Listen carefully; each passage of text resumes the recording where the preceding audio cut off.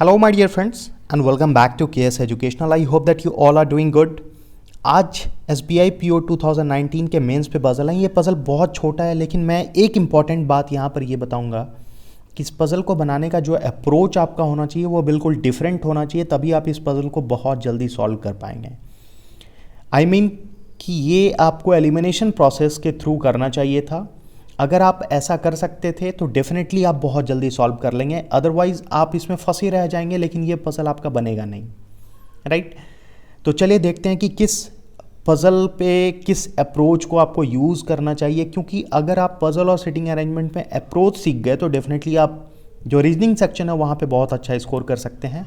और यही कारण है कि मैं हर हमेशा रीजनिंग सेक्शन में बहुत अच्छा स्कोर कर सकता था, क्योंकि मेरा पज़ल और सिटिंग अरेंजमेंट में बहुत अच्छा पकड़ था।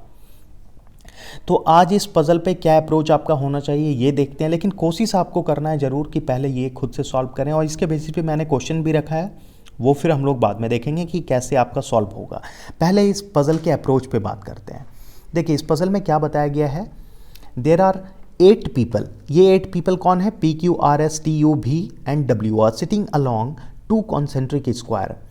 2 कॉन्सेंट्रिक स्क्वायर पे ये लोग बैठ रहे हैं। All the person are exactly sitting in the middle of the edges. अच्छा, जब इतना तक हो गया क्लियर, तो मैं ये बता सकता हूँ कि 2 कॉन्सेंट्रिक स्क्वायर में बना सकता हूँ। ये हमारा एक स्क्वायर हो गया, और एक दूसरा स्क्वायर इसी के अंदर हमें रख लेना है,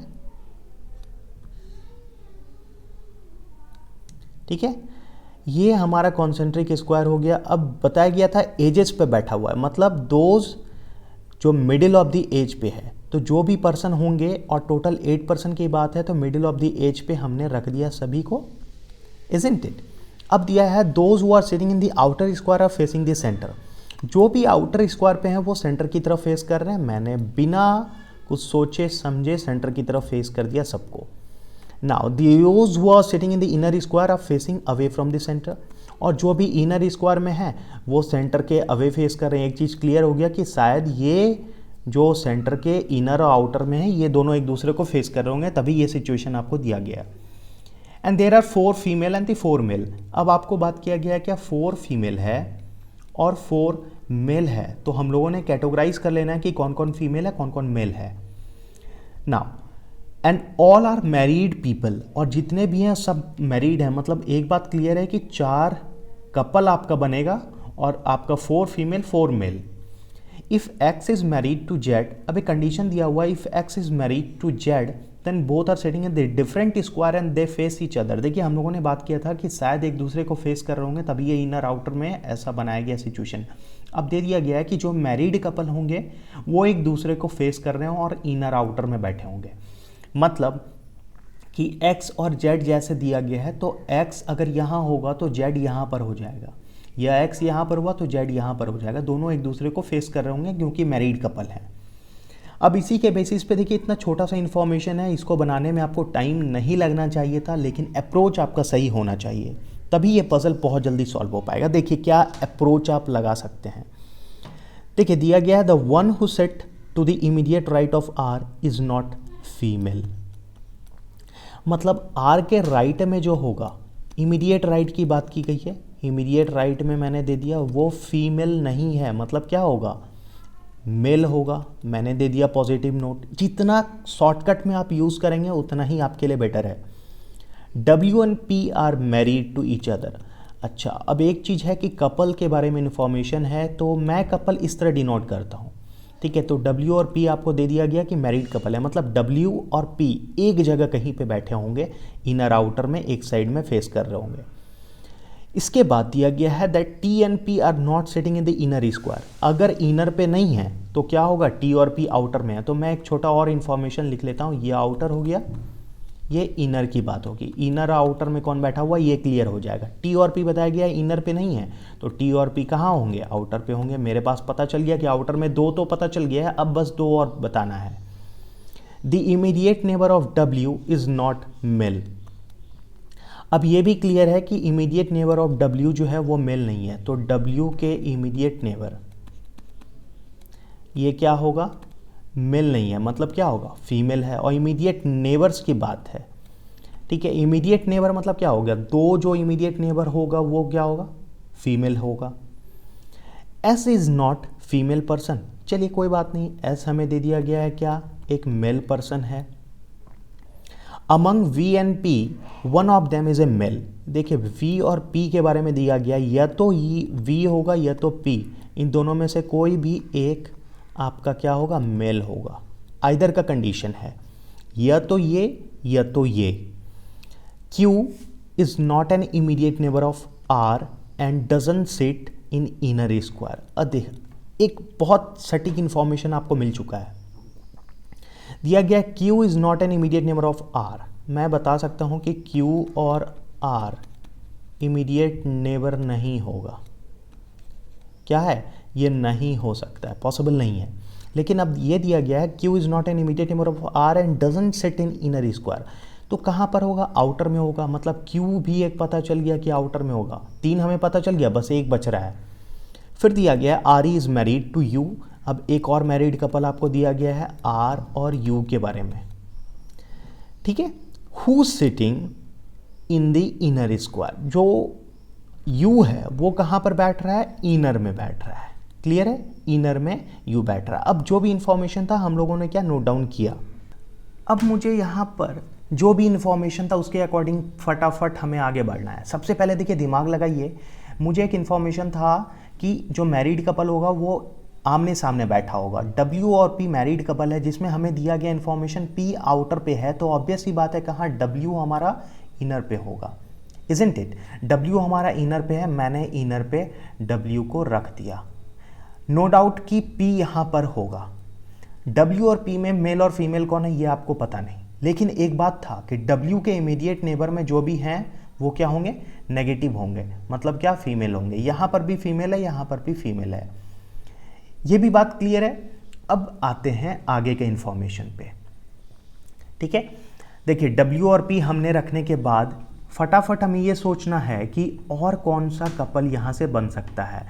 एक कपल और हमें फटाफट चूज कर लेना है। जैसे एक बात इंफॉर्मेशन है कि S हमारा मेल है, ठीक है। एक बात क्लियर है कि W R U S और एक कोई यहाँ पर फीमेल होगा, क्योंकि S हमें पता चल गया मेल है। ये कपल हमें पता नहीं चल पा रहा है। अब थोड़ा सा ये पता करना है कि W P में मेल फीमेल कौन है, R U में मेल फीमेल कौन है, आपको ये भी पता चल जाएगा। थोड़ा सा और सोचना होगा। अब हमें थोड़ा सा ये सोचना था, इसी कपल से देखिए आपको इन्फॉर्मेशन दिया जाएगा कि W और P आपको पता था कि एक कपल है, लेकिन R और U भी तो कपल है, और आपको ये भी पता है कि U अगर इनर में है तो ऑब्वियस ही बात की हाँ R हमारा आउटर होगा। अब आउटर पूरा क्लियर हो गया, अब बचा क्या हमारे पास, इनर। तो इनर में जो भी पर्सन बच रहे हैं वो कहाँ पर हो जाएंगे, इनर में। जैसे U भी को छोड़ने के बाद इनर में और कौन कौन सा बच रहा है आपके पास, S और W, सॉरी S और W तो हो गया है, S और V बच रहा है, ये आपको पता चल गया इनर में।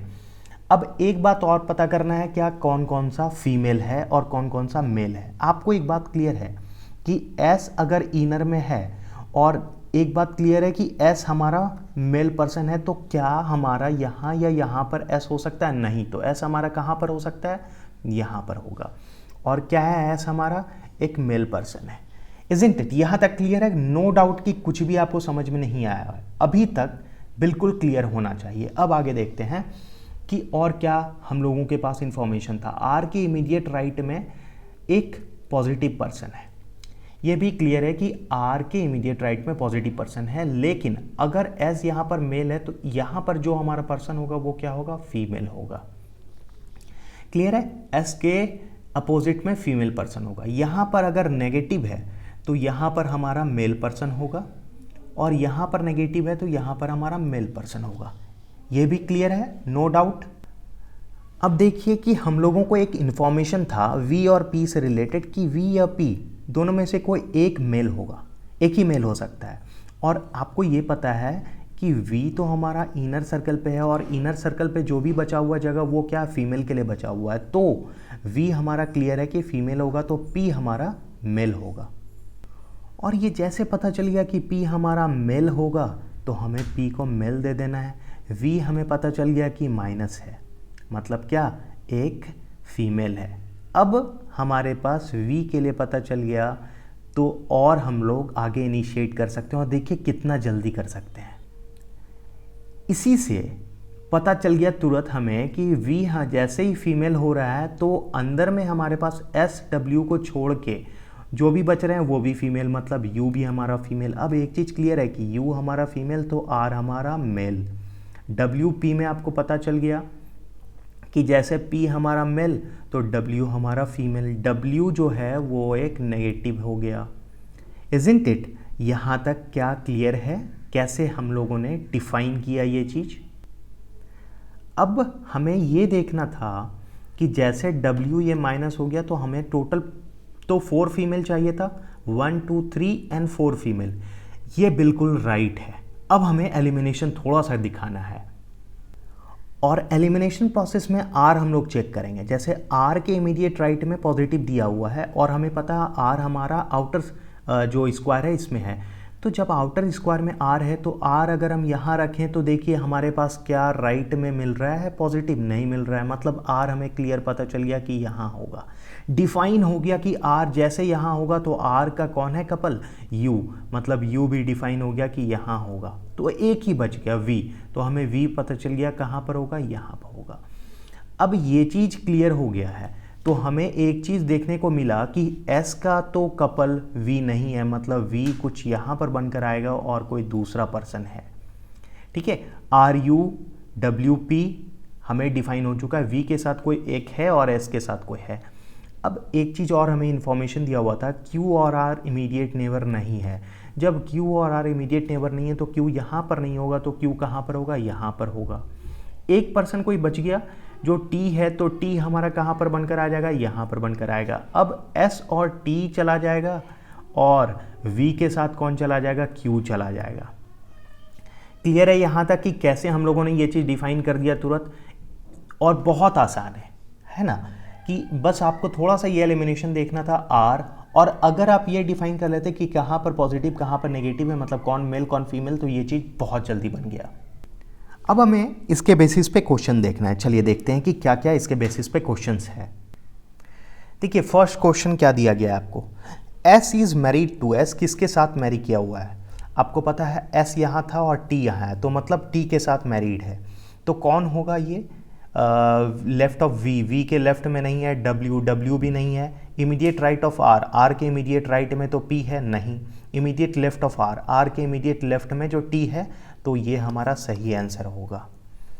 4 of the 5 among the following are similar in such a way to form a group, और कौन इस ग्रुप में बिलोंग नहीं करता है ये पूछा गया। तो PQ देखिए PQ कैसे रिलेटेड है, P और Q यहाँ पे है, T और R इस तरीके से रिलेटेड है, U एंड S, U और S भी रिलेटेड है, V एंड W भी रिलेटेड है, R एंड Q, R यहाँ पर है और Q यहाँ पर है, तो इन दोनों का कोई रिलेशन नहीं है, मतलब हमारा सही आंसर क्या है, R एंड Q।